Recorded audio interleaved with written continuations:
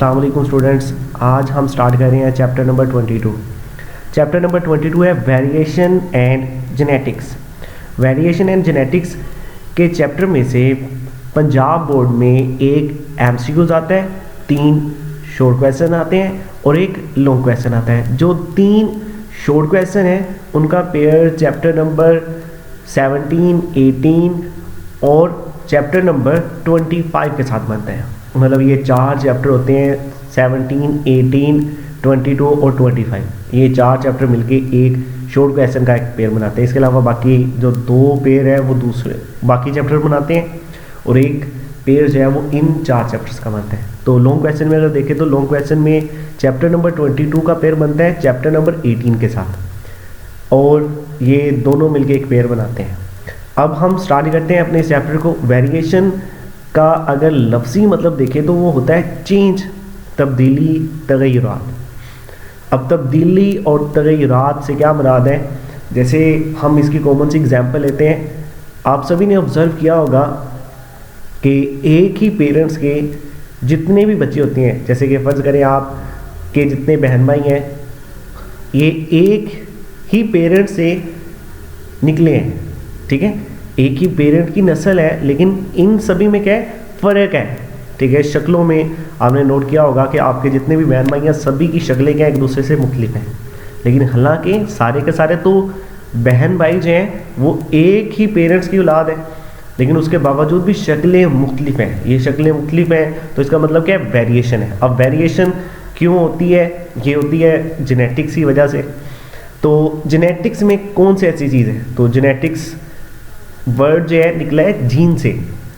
अब जीन जो है या जेनेटिक्स को हम डिफाइन कैसे करते हैं, सिंपल वर्ड में अगर हम जेनेटिक्स को डिफाइन करना चाहें तो हम डिफाइन करते हैं the study of gene and their role in inheritance. Gene का मुताला और इसका विरासत में करता है।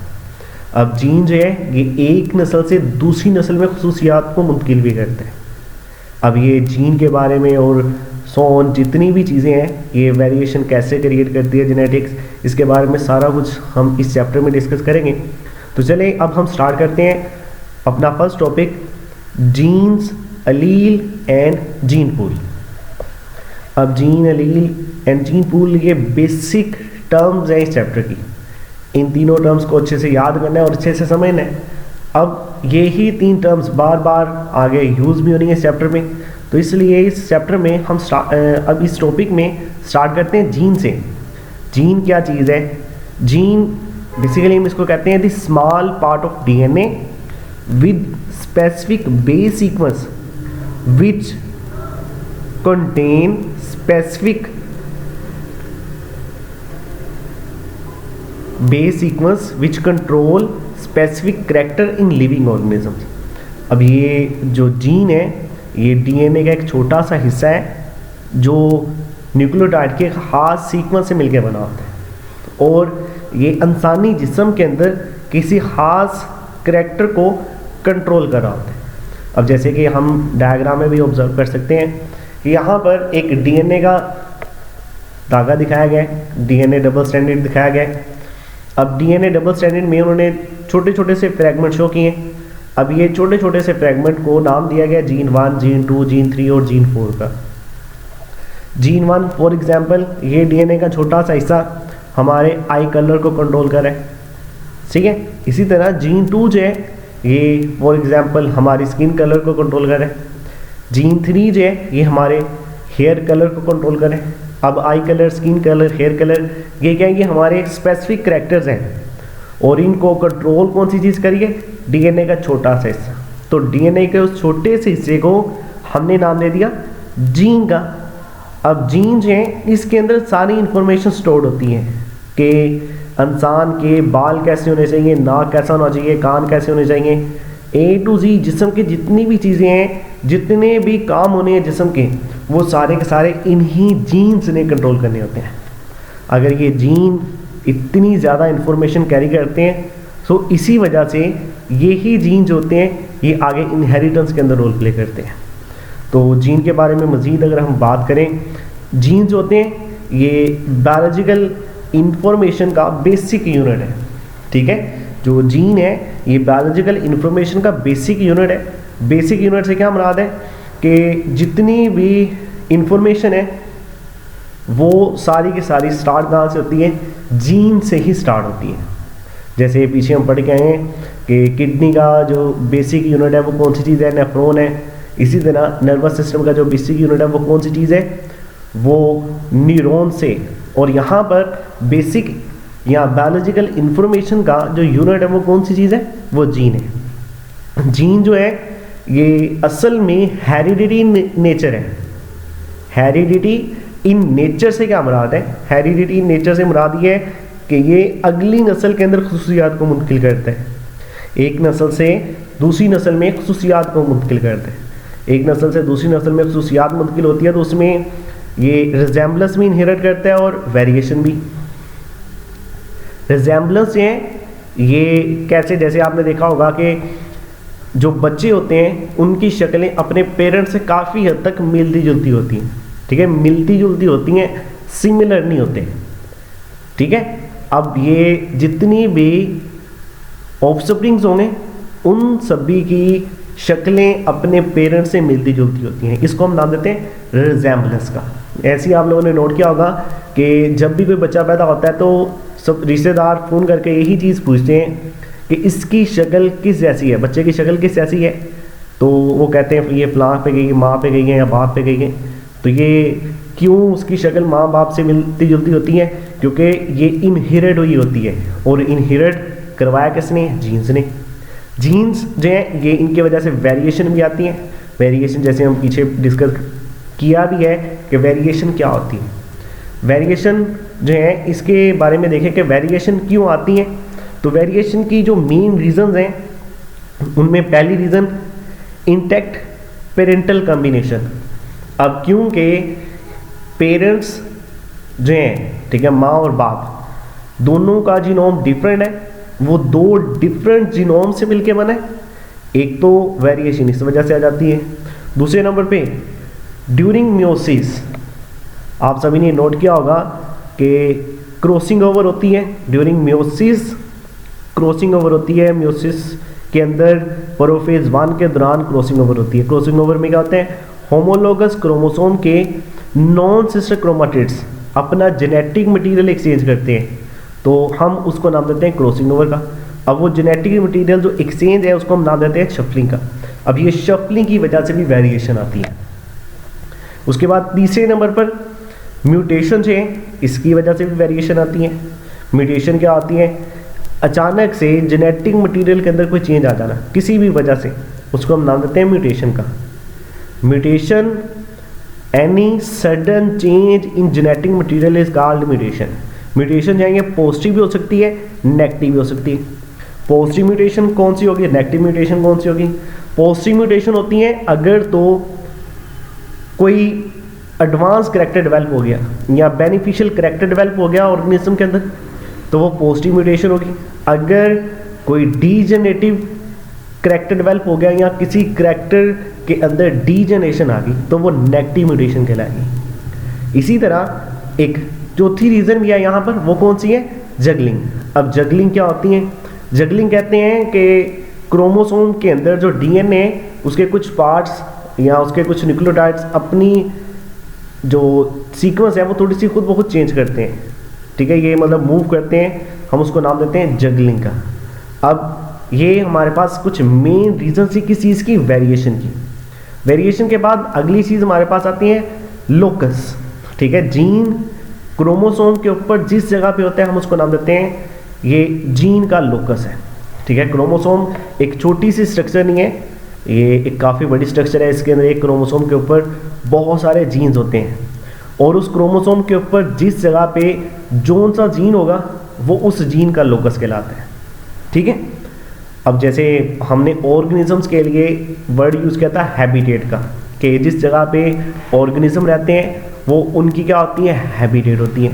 लेकिन यहाँ पर हम वर्ड यूज़ करें लोकस का। लोकस का वर्ड यूज़ होता है जीन के लिए, मतलब जिस जगह पे जीन रहता है वो जीन की क्या है, जीन की हैबिटेट कह लें या जीन का लोकस, ठीक है। हैबिटेट का वर्ड यूज़ नहीं करेंगे हम जीन के लिए, जीन के लिए वर्ड यूज़ करेंगे लोकस का ही।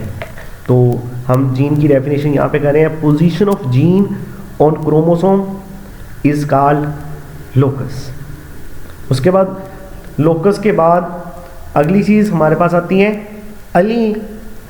अलील जो है ये क्या होते हैं, जीन के बाद दूसरी जो मेन टर्म है अलील की। अब ये भी जीन ही है, लेकिन ये किसी जीन का, एक दूसरे जीन का ये पार्टनर होगा तो ये अलील कहलाएगा।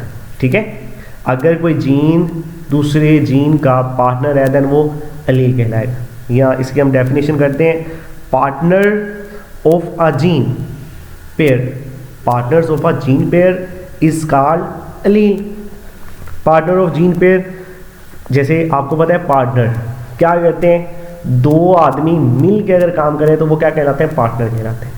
तो यहाँ पर जब कोई दो जीन मिल के काम करेंगे तो वो भी पार्टनर कहलाएंगे। अब यहाँ पे पार्टनर का वर्ड के लिए हम यूज़ करते हैं टर्म अलील की, कि एक जीन जो है वो दूसरे जीन के साथ मिलके जब काम करते हैं तो हम उसको नाम देते हैं अलील। अलील जो है इनके बारे में हम ये भी कह सकते हैं कि अलील जो होते हैं या जीन जो हैं ये होमोलोगस क्रोमोसोम पे पाए जाते हैं। अगर ये होमोलोगस क्रोमोसोम के ऊपर मौजूद होते हैं तो होमोलोगस क्रोमोसोम में, जैसे आप डायग्राम में ऑब्जर्व कर सकते हैं कि यहाँ पर दो होमोलोगस क्रोमोसोम ड्रा किए हैं। ये होमोलोगस क्रोमोसोम, अब दोनों होमोलोगस क्रोमोसोम के ऊपर सिर्फ एक जीन मेंशन किया गया है, वो कौन सा है, फ्लावर कलर का। फ्लावर कलर जो ऊपर वाला है उसमें शो किया गया है कि अलील फॉर पर्पल फ्लावर। ठीक है, कि मतलब इसके ऊपर जीन है कि फ्लावर का रंग कौन सा होना चाहिए, पर्पल होना चाहिए। जबकि नीचे वाला जो क्रोमोसोम है इसके ऊपर एक ऐसा अलील है जिसकी वजह से फ्लावर का कलर कौन सा होना चाहिए, वाइट होना चाहिए। अब ये दोनों जो हैं वाइट कलर वाला और पर्पल कलर वाला, ये दोनों एक दूसरे के क्या हैं, अलील हैं। वाइट और पर्पल वाले दोनों एक दूसरे के अलील हैं और ये दोनों ही मिल के आगे काम करते हैं। अब जो पर्पल और वाइट फ्लावर है इन दोनों का आप लोग ऑब्जर्व कर सकते हैं, लोकस जो है वो सेम है, एक ही जगह पर क्रोमोसोम, होमोलोगस क्रोमोसोम है, उन दोनों होमोलोगस क्रोमोसोम के ऊपर सेम पोजीशन है जीन की। ठीक है, वो भी लोअर साइड के एंड के करीब है पर्पल वाला, और वाइट वाला जो है वो भी लोअर एंड के बिल्कुल करीब मौजूद है। सो ये इनका लोकस है। लोकस और होमोलोगस क्रोमोसोम, इनके बारे में आप उम्मीद है कि अच्छे से समझ गए होंगे। अब अलील किसी जीन का जो पार्टनर है वो उसका अलील कहलाता है। अब होमोलोगस क्रोमोसोम जो हैं उनके ऊपर दो अलील होंगे। ठीक है, होमोलोगस क्रोमोसोम जो हैं उनके ऊपर दो अलील होंगे, या ये कह लें कि दो जीन होंगे। ये जैसे इस डायग्राम में भी दिखाया गया है।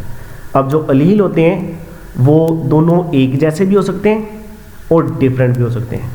दोनों अलील जो हैं वो एक जैसे भी हो सकते हैं, जैसे दोनों क्रोमोसोम के ऊपर पर्पल कलर जो है इसका जीन भी हो सकता है, दोनों होमोलोगस क्रोमोसोम जो हैं इसके ऊपर वाइट कलर वाला जो अलील है वो भी हो सकते हैं। अगर तो दोनों के ऊपर पर्पल वाला है, ठीक है, देन ये तब भी दोनों कहलाते हैं सिमिलर। अगर दोनों के ऊपर वाइट है तब भी ये सिमिलर, और सिमिलर जब होते हैं तब हम इनको नाम देते हैं होमोजाइगस। और जब दोनों डिफरेंट हो, जैसे अब डायग्राम में जैसे दिखाया गया है, एक पर्पल है एक वाइट है, तब ये कहलाते हैं हेट्रोजाइगस। होमोजाइगस और हेट्रोजाइगस। अब होमोजाइगस और हेट्रोजाइगस के बाद हम यहाँ पर एक दूसरी बात का जिक्र करते हैं कि हमेशा जो अलील हैं, ठीक है, अलील उनमें से एक जीन एक होमोलोगस क्रोमोसोम के ऊपर होगा, दूसरा जो अलील है वो दूसरे होमोलोगस क्रोमोसोम के ऊपर होगा। ठीक है, हमने कहा ना कि partner of a gene is called allele. Partner मतलब दो हैं, तो दोनों में से एक जो है वो एक होमोलोगस क्रोमोसोम के ऊपर होगा, दूसरा जो है वो दूसरे होमोलोगस क्रोमोसोम के ऊपर होगा। सो ये हमारे पास अलील के बारे में था। अब अलील से अगली चीज़ यहाँ पर जैसे हम जीनोटाइप का जिक्र करते हैं। अब अलील जो हैं ये मिल के क्या बनाते हैं, जीनोटाइप बनाते हैं। तो जीनोटाइप की हम डेफिनेशन कुछ इस तरह से करते हैं, the combination of Aleel of a gene is called genotype. The combination of Aleel of a gene is called genotype. अब जीनोटाइप जैसे कि आप ये डायग्राम में भी देख सकते हैं कि ऊपरी साइड की जानब उन्होंने दिया हुआ है किस चीज़ के बारे में, जो फ्लावर है उसका कलर क्या होना चाहिए, पर्पल होना चाहिए, नीचे जो है वो वाइट वाला. तो अब वाइट और पर्पल वाले जो कलर हैं ये क्या है, ये इसकी ट्रेड्स हैं, खूबियाँ हैं. अब ये ट्रेड्स हैं ये कंट्रोल होंगी किसके ज़रिए से, ये इन अलील के ज़रिए से. अब जैसे फ़र्ज़ करें हम डिनोट करते हैं कि जो पर्पल वाला है इसको कंट्रोल कर रहा है कैपिटल आर, एक अलील है कैपिटल आर, और वाइट कलर वाला है इसको कंट्रोल कर रहा है अलील स्मॉल आर. अब कैपिटल आर और स्मॉल आर जब दोनों इकट्ठे लिखेंगे, ठीक है, कैपिटल आर और स्मॉल आर, इन दोनों का कॉम्बिनेशन जो है हमारे पास क्या कहलाएगा, फिनोटाइप. सॉरी, इन दोनों का जो कॉम्बिनेशन है ये हमारे पास क्या कहलाएगा, ये जीनोटाइप कहलाएगा. और इस जीनोटाइप में अगर हम देखें तो यहाँ पर पर्पल कलर वाला जो अलील है वो डोमिनेंट है. अगर पर्पल कलर वाला अलील डोमिनेंट है देन ये पर्पल कलर जब फ्लावर का आएगा तो ये इसकी क्या कहलाएगी, फिनोटाइप. फिनोटाइप को हम कुछ इस तरह से एक्सप्लेन करते हैं, इस तरह से डिफाइन करते हैं. जीनोटाइप डिटरमिन दैट ट्रेट, या सिंपल से वर्ड में कहें, expression of genotype is called phenotype. किसी भी जीनोटाइप का जो एक्सप्रेशन होता है हम उसको फिनोटाइप का नाम देते हैं. अब फिनोटाइप जो होती हैं इसको हमेशा किस चीज़ ने डिटरमिन करना है, इसको हमेशा जीनोटाइप ने ही डिटरमिन करना है. अब जीनोटाइप और फिनोटाइप के बाद हमारे पास नेक्स्ट आता है जीन पूल. जीन पूल की जब भी हम बात करते हैं तो जीन पूल में हमें पॉपुलेशन की टर्म्स को सबसे पहले फोकस करना चाहिए. चलिए पॉपुलेशन की डेफिनेशन भी करते हैं, उससे पहले हम जीन पूल की डेफिनेशन देखते हैं. ऑल द जीन्स और alleles found in a breeding population at a given time are collectively called the gene pool. किसी भी पॉपुलेशन के अंदर जितने भी अलील हैं या जीन हैं वो सारे के सारे कलेक्टिवली क्या कहलाएंगे, वो सारे के सारे कलेक्टिवली जीन पूल कहलाएंगे. एक पॉपुलेशन के अंदर जितने भी अलील या जीन हैं वो सारे के सारे कलेक्टिवली मिलके क्या बनाते हैं, जीन पूल बनाते हैं. तो जीन पूल जो हैं इसके बारे में हम ये भी कह सकते हैं, gene pool is the total genetic information of a breeding population at a given time. ठीक है, ये जो जीन पूल है ये किसी भी ब्रीडिंग पॉपुलेशन की टोटल इंफॉर्मेशन कैरी कर रही होती है. तो जैसे हम बात कर रहे हैं कि पॉपुलेशन की, तो पॉपुलेशन को भी हम यहाँ पे डिफाइन कर लेते हैं कि पॉपुलेशन क्या होती है. पॉपुलेशन हम कहते हैं कि जानदारों का एक ऐसा ग्रुप जिसमें एक ही तरह के जानदार एक ही वक्त में एक ही जगह पर रह रहे हो, हम उसको नाम देते हैं पॉपुलेशन. इसकी डेफिनेशन जैसे आप लोगों ने पहले भी की है, any group sexually interbreeding organisms of the same species present in both time and space is called population. अब ये भी हमारे पास पॉपुलेशन की डेफिनेशन है. अब पॉपुलेशन, स्पीशी और कम्युनिटी, इन तीनों में मैंने प्रॉपर डिफरेंस आप लोगों को करवाया था.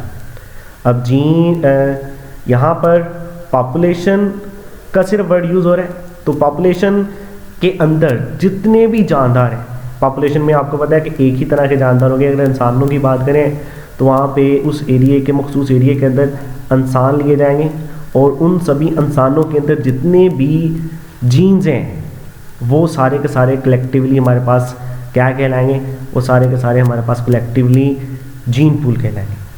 अब जीन पूल में अगर हम मज़ीद इसके ऊपर फोकस करें तो हमें ये पता चलता है कि पॉपुलेशन जो है, एक फॉर एग्जांपल के तौर पे हम लेते हैं, एक पॉपुलेशन के अंदर इंडिविजुअल्स होते हैं. हम इंडिविजुअल्स को यहाँ पे कंसीडर नहीं करते. इंडिविजुअल्स को छोड़ के हम बात करते हैं यहाँ पे अलील्स की. तो कहते अगर किसी पॉपुलेशन में जितने भी इंडिविजुअल हैं उनके सिर्फ अलील ले लें तो वो हमारे पास क्या कहलाएगी, जीन पूल कहलाएगी। हमारे पास बन जाएगी जीन पूल की डेफिनेशन। ठीक है, अगर किसी पॉपुलेशन के जितने भी अलील्स हैं ले लें तो वो हमारे पास जीन पूल बन जाता है। अब जीन पूल के बारे में हम मज़ीद अगर एग्जाम्पल के साथ क्लियर करना चाहें तो यहाँ पर एक एग्जाम्पल ली जाती है बीन बैग। ठीक है, इसकी बीन बैग की एग्जाम्पल ली जाती है। तो बीन बैग के लिए कहते हैं कि अगर हम कंसीडर करें कि एक पॉपुलेशन के अंदर जितने भी अलील्स हैं, ठीक है, वो उनको हम समझ लेते हैं कि अलील जो हैं ये बीन्स के साथ तशबीह दे लेते हैं कि बीन्स जो हैं ये बेसिकली अलील्स हैं और ये बीन्स जो हैं